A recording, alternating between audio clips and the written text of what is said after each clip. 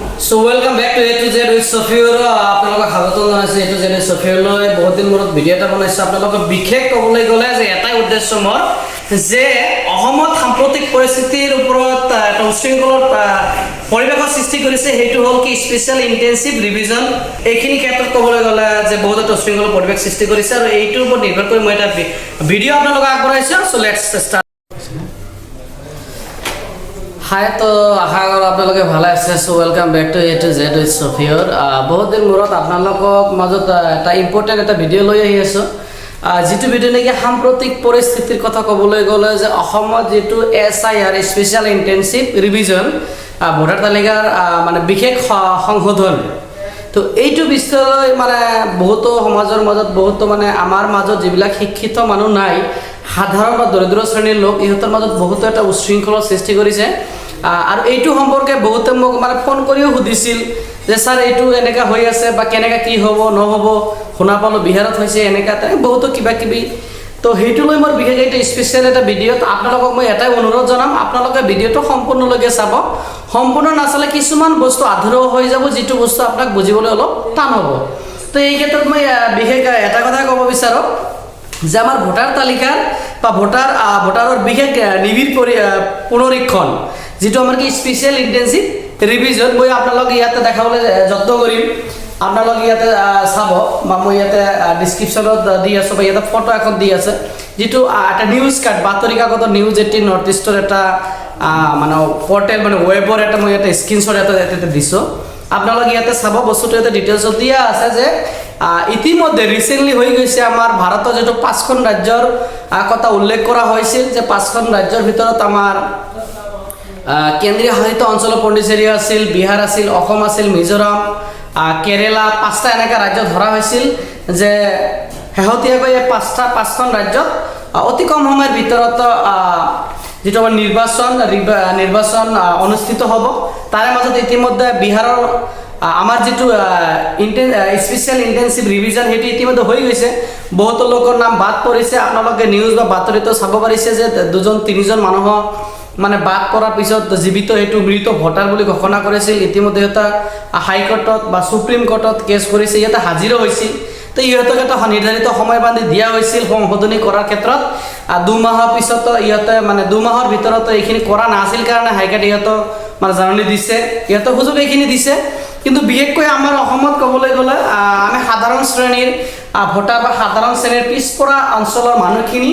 এইখিনি বস্তু কিন্তু আমি বুজি নাপাওঁ আমাৰ এটা সজাগতা আমাৰ মাজত এটা আহিব লাগে আৰু এই সজাগতাৰ জৰিয়তে বা সজাগতাৰ মাজতে যাতে আমি আমাৰ যিখিনি মানে পিছপৰা অঞ্চলৰ দৰিদ্ৰ সীমাৰেখাৰ তলৰ মানুহখিনি সাধাৰণ শ্ৰেণীৰ সাধাৰণ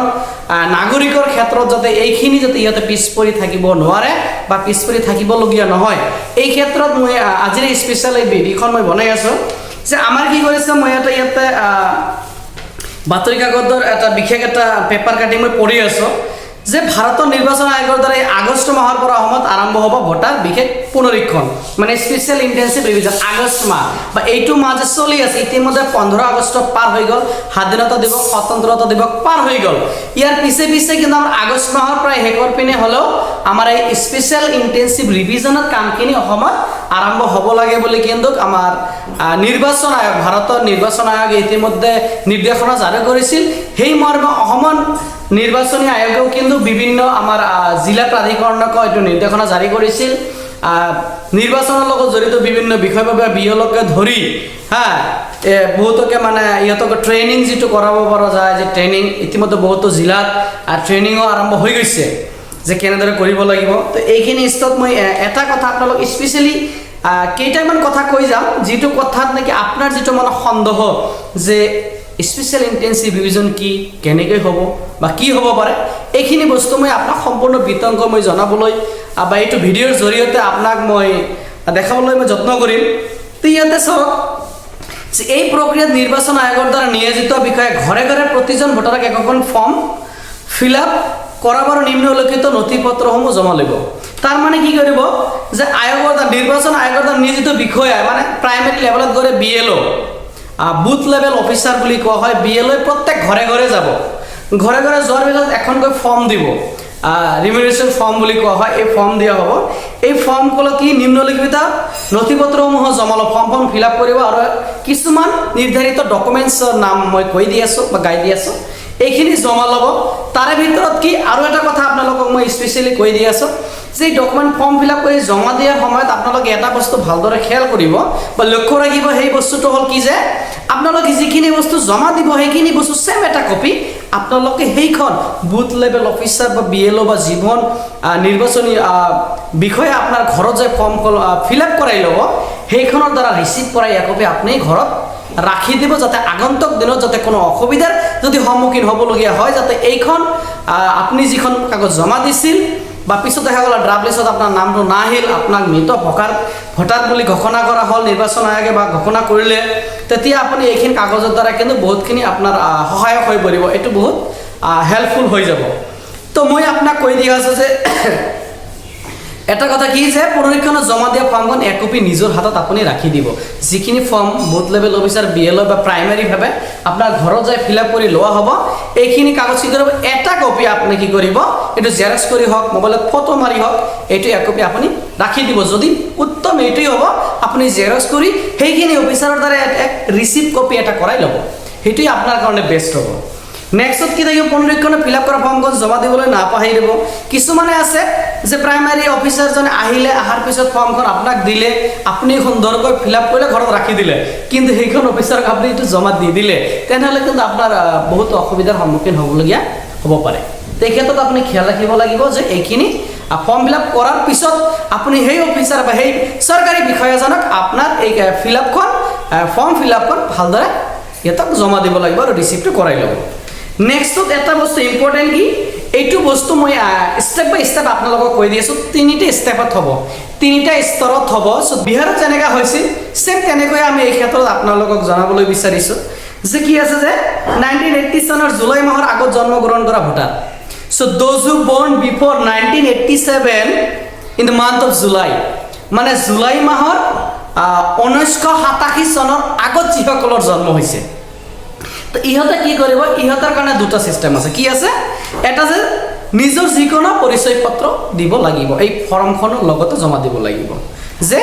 1987 চনৰ জুলাই মাহৰ আগত জন্ম হৈছে। এতিয়া যদি মই কওঁ মোৰ জন্ম 1985 চনত হৈছে, তাৰ মানে মোৰ জন্মৰ কি কয় বাৰ্থ চাৰ্টিফিকেট, যিটো জন্মৰ প্ৰমাণ পত্ৰ, এইটোৰ ক্ষেত্ৰত কোৱা হৈ আছে। তো যিকোনো পৰিচয় পত্ৰ দিব লাগিব। নিজৰ নামত থকা 2005 চনৰ ভোটাৰ তালিকা, 2005 চনৰ ভোটাৰ তালিকা আপোনালোকে হয়তো বহুতে জানে বা বহুতে ডাউনলোডো কৰি লৈছে অনলাইনৰ পৰা, আৰু কিছুমান বেমেজালিৰো সৃষ্টি হৈছে। বহুতৰ পৰা মই জানিব পাৰিছোঁ যে 2005 চনত ভোট দিছোঁ, কিন্তু এইটো মোৰ লিষ্টটো যিটো মই ডাউনলোড কৰিছোঁ অনলাইনৰ পৰা, ইণ্টাৰনেটৰ পৰা, এইটো কিন্তু নামটো অহা নাই বা এইটো অলপ খেলি মেলি আছে বুলি বহুতে মেছেজ কৰিছে বা ফোনতো ফোনযোগে মোক জনাইছে। তো মই আপোনালোকক অনুৰোধ জনাম, মই মোৰ ডিছক্ৰিপশ্যনত মই এইটো যিটো নেকি ইলেকশ্যন কমিশ্যন অসমৰ নিৰ্বাচনী বিষয়ৰ যিটো ৱেবছাইট হয়, ৱেবছাইটৰ লিংকটো মই আপোনালোকক দি দিম। আপোনালোকে নিজৰ নিজৰ জিলাৰ, নিজৰ নিজৰ অঞ্চলৰ, নিজৰ নিজৰ বিধানসভাই হওক, BTC পৰিষদীয় সমষ্টিয়ে হওক, তো এইখিনি অঞ্চলৰ যিখিনি ভোটাৰ তালিকা আপোনালোকে নিজে নিজে ডাউনলোড কৰি ল'ব পাৰিব। তো দুটা বস্তু মই কৈ দিছিলোঁ ইতিমধ্যে যে 1987 আগৰ 1987 জুলাই মাহৰ আগত যিসকলে জন্মগ্ৰহণ কৰিছে, ইহঁতৰ কাৰণে বা এই ভোটাৰসকলৰ কাৰণে যিকোনো এটা পৰিচয় পত্ৰ দিব লাগিব, লগতে কি কৰিব, নিজৰ নাম থকা 2005 চনৰ ভোটাৰ তালিকা জেৰক্স একপি দিব লাগিব। এই দুটা বস্তু। তাৰপিছত আহি গ'ল কি 1987 জুলাই মাহৰ পৰা আৰম্ভ কৰি 2002 চনৰ ডিচেম্বৰৰ ভিতৰত যিসকলে জন্মগ্ৰহণ কৰিছে, এইসকলৰ কাৰণে কি কৰিব লাগিব। এটা স্পষ্ট কথা মই আপোনালোকক কৈ দিলোঁ ইতিমধ্যে, যিটো হৈ গ'ল যে 1987 আগত জন্মগ্ৰহণ কৰিলে দুটা পৰিচয় পত্ৰ, এটা পৰিচয় পত্ৰ দিব লাগিব যিকোনো, আনহাতে আৰু এটা কি হ'ব লাগিব, 2005 চনৰ ভোটাৰ তালিকা দিব লাগিব। কিন্তু তাৰ পিছৰখিনি যদি ক'ব বিচাৰোঁ, হৈছে আৰু 87 আগত জন্ম হৈছে মানে কি, আপোনাৰ এই নিজৰ যিকোনো এটা পৰিচয় পত্ৰ দিব লাগিব, আৰু লগতে সেই নিউমেৰেশ্যন ফৰ্মৰ লগত কি কৰিব লাগিব, 2005 চনৰ যে আপোনাৰ ভোটাৰ তালিকাত নাম আছিল সেইটো এটা জেৰক্স কপি দিব লাগিব। ক্লিয়াৰ হৈ গ'ল। তো নেক্সট আহি গৈছোঁ ছেম বস্তুটো এনেকা, যাৰ জন্ম নেকি 1987 চনৰ পিছত 2002 চনৰ আগত, তো 87 পৰা আৰম্ভ কৰি 2002 চনৰ ভিতৰত জন্ম হৈছে। তো 87 পৰা আৰম্ভ কৰি 2002 চন, এইখিনি সময়ছোৱাত এই ২৬ চনৰ ডিচেম্বৰৰ ভিতৰত যিসকলে জন্মগ্ৰহণ কৰিছে এইসকলৰ ক্ষেত্ৰত ৩-৪ ধৰণৰ নথি পত্ৰৰ কথা কোৱা হৈছে ইয়াতে নিজৰ যিকোনো পৰিচয় পত্ৰ হ'ব লাগিব লগতে কিন্তু ইহঁতৰ জন্মৰ প্ৰপত্ৰ মানে বাৰ্থ চাৰ্টিফিকেটটো মেণ্ডেটৰী ইয়াতে লিখি দিয়া হৈছে বাৰ্থ চাৰ্টিফিকেটটো লাগিব তো বাৰ্থ চাৰ্টিফিকেটটো ক'বলৈ গ'লে বিশেষ এইখিনি সময়ত ২৫-২৬ বছৰ বয়সৰ যিবিলাক ডেকা গাভৰু আছে ক'বলৈ গ'লে চবৰে বাৰ্থ চাৰ্টিফিকেটটো আছে যাৰ নাই ইয়াৰ ডিলে চাৰ্টিফিকেটটো অনলাইন যোগে বনাই ল'ব পাৰিব সেইটো এটা বেলেগ প্ৰচেছ হয় মই এইখিনি সম্পৰ্কে ক'বলৈ নাযাওঁ ক'বলৈ গ'লে এইটো ভিডিঅ' হয়তো বেছি দীঘল হৈ যাব তো এইটো এটা বেলেগ এটা system online delay birth certificate আপুনি যদি ইউটিউবতো বেলেগ ক'ৰবাত ভিডিঅ' চাই বা এনে যদি মানে বেলেগ জনা মানুহৰ ওচৰত যায় ইহঁতে কৈ দিব পাৰিব লগতে কি কৰিব লাগিব জন্মৰ প্ৰপত্ৰ দ্বিতীয়তে তৃতীয়তে আহি গ'ল পিতৃ মাতৃৰ পৰিচয় পত্ৰ এতিয়া মোৰ যে মা দেউতা আছে ইহঁতৰ পৰিচয় পত্ৰ স্বৰূপে মোৰ নথি দিব লাগিব চতুৰ্থতে আহি গ'ল নিজৰ অথবা পিতৃ মাতৃৰ নামত থকা ২০০৫ চনৰ ভোটাৰ তালিকা মোৰ মা দেউতা যে আছে মোৰ মা দেউতাৰ নামত ২০০৫ চনত ইহঁতে যে ভোটদান কৰিছে এই ২০০৫ চনৰ ভোটদানত ইহঁতৰ নাম আছেনে নাই সেইটো একপি মোক জমা দিব লাগিব তাৰপিছত আহি গ'ল কি ২০০২ চনৰ পিছত জন্মগ্ৰহণ কৰা ভোটাৰ মানে ২০০২ চনত পিছত জন্মগ্ৰহণ কৰিছে কিন্তু ভোটাৰ নাম ইতিমধ্যে ভোটাৰ তালিকাত অন্তৰ্ভুক্ত হৈছে ২০০২ চনত হ'লে ইতিমধ্যে মোটামুটি ২২-২৩ বছৰ হৈ যায় তো ১৮ বছৰ হ'লে আমি ভোটাধিকাৰ সাব্যস্ত কৰিব পাৰোঁ তাও ৪-৫ বছৰ এটা গেপিং ৰাখিছে তথাপিও ৪-৫ বছৰ মোটামুটি ধৰি লওক ২০০২ৰ পৰা ২২-২৩ বছৰ বয়স ১৮ এইফালে ৪ বছৰ এক্সেছ আছে তো এইখিনি বয়সৰ মানুহ বা ২০০২ চনৰ পিছত যিসকল জন্মগ্ৰহণ কৰিছে এইসকলৰ ক্ষেত্ৰত এটা কথা কি কৈছে ইয়াতে নিজৰ যিকোনো পৰিচয় পত্ৰ দিব লাগিব লগতে তাৰপিছত থাকিব জন্মৰ প্ৰপত্ৰ বা বাৰ্থ চাৰ্টিফিকেট পিতৃ মাতৃৰ উভয়ৰ পৰিচয় পত্ৰ উভয় মানে দুজনৰে দিব লাগিব চতুৰ্থতে আছে পিতৃ মাতৃৰ নামত ২০০৫ চনৰ ভোটাৰ তালিকা তো এইখিনি ক'বলৈ গ'লে কি এটা বস্তু ইয়াতে স্পেচিয়েলি দিছে যে 1987ৰ জুলাই মাহৰ পৰা ২০০২ চনৰ ডিচেম্বৰ মাহলৈকে আৰু ২০০২ চনৰ পিছত যিমান মানুহ জন্ম হৈছে এইসকলৰ ক্ষেত্ৰত নথি যিবিলাক ডকুমেণ্টছৰ কথা কোৱা হৈছে কিন্তু প্ৰায় একেই কিয় নিজৰ যিকোনো পৰিচয় পত্ৰ দিব লাগিব জন্মৰ প্ৰপত্ৰ দিব লাগিব বা বাৰ্থ চাৰ্টিফিকেটটো দিব লাগিব পিতৃ মাতৃৰ পৰিচয় বা এজনৰ দিব লাগিব এইটোৰ কথা কৈছে কিন্তু ২০০২ চনৰ পিছত জন্ম হোৱা ব্যক্তিসকলৰ উভয়ৰ কথা কোৱা হৈছে পাৰ্থক্য এটাই কিন্তু এটা বস্তু আপোনালোক স্পেচিয়েলি তিনিটা স্তৰ যেটো মই আপোনালোকক কৈ দিলোঁ এটা হ'ল 1987ত আগৰ জন্ম হোৱা আৰু এটা 1987ৰ জুলাই মাহৰ পৰা ২০০২ চনৰ ডিচেম্বৰলৈকে আৰু এটা ২০০২ চনৰ পিছৰ জন্ম হোৱা তিনিটা ষ্টেপৰ কথা মই ইতিমধ্যে আপোনালোকক ডিটেইলছত থুলমূলকৈ হ'লে বুজাবলৈ মই চেষ্টা কৰিছোঁ আশা কৰোঁ আপোনালোকে বুজিব পাৰিছে আৰু বিশেষ মই একো নকওঁ এইখিনিৰ দ্বাৰা মই এইখিনি আপডেট আপোনালোকক দিব বিচাৰোঁ যে নিৰ্বাচনে এতিয়াও হাইকোৰ্টত গোচৰ মানে চলি আছে এতিয়ালৈকে ফুলফিল ফাইনালি ডকুমেণ্টছৰ ক্ষেত্ৰত নিৰ্ধাৰিত হোৱা নাই যে কোনটো ভোটাৰ তালিকাৰ ক্ষেত্ৰত বা তিনিটা ষ্টেপৰ ক্ষেত্ৰত কোনটো ষ্টেপত কোনটো স্তৰত কিমানখিনি ডকুমেণ্ট গ্ৰহণযোগ্য হ'ব এইটো কিন্তু চৰকাৰে এতিয়া কোনো ধৰণৰ নিয়ম ধৰি বান্ধি দিয়া নাই এইখিনি ক্ষেত্ৰত মই আপোনাক অৱগত কৰাব বিচাৰোঁ হয়তো আপুনি ক'ব ছাৰ তেনেহ'লে আপুনি এইখিনি কথা কিয় কৈছে ইয়াতে মই এইখিনি কথা এইকাৰণে কৈছোঁ যে বিগত সময়ত বিহাৰত যিখিনি বস্তু হৈ গৈছে এইখিনি সাৰমৰ্ম ইয়াতে মই অন্তৰ্ভুক্ত এই ভিডিঅ'ৰ জৰিয়তে কৰি দিছোঁ লগতে আপোনালোকে যদি পাৰে যিমানখিনি ডকুমেণ্টছৰ কথা বা ষ্টেপ বাই ষ্টেপৰ কথা মই কৈ দিছোঁ এইখিনি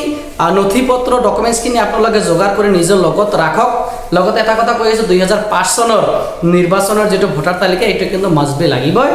তো এইটো এটলিষ্ট এইটো আপুনি আৰু বাৰ্থ চাৰ্টিফিকেট যিসকলৰ সময়মতে কৰিব পৰা নাই ডিলে বাৰ্থ চাৰ্টিফিকেট হ'লেও আপোনালোকে বাৰ্থ চাৰ্টিফিকেটটো বনাই লওক তাতে আপোনালোকৰ সুবিধা অৰ্থ মোৰ ভিডিঅ' বনোৱাৰ অৰ্থ আপোনালোকৰ সুবিধা হ'ব লাগে তো যিয়ে নহওক আজিৰ যি ভিডিঅ'টো আছিল মই ইমানতে সামৰি মাৰিছোঁ ধন্যবাদ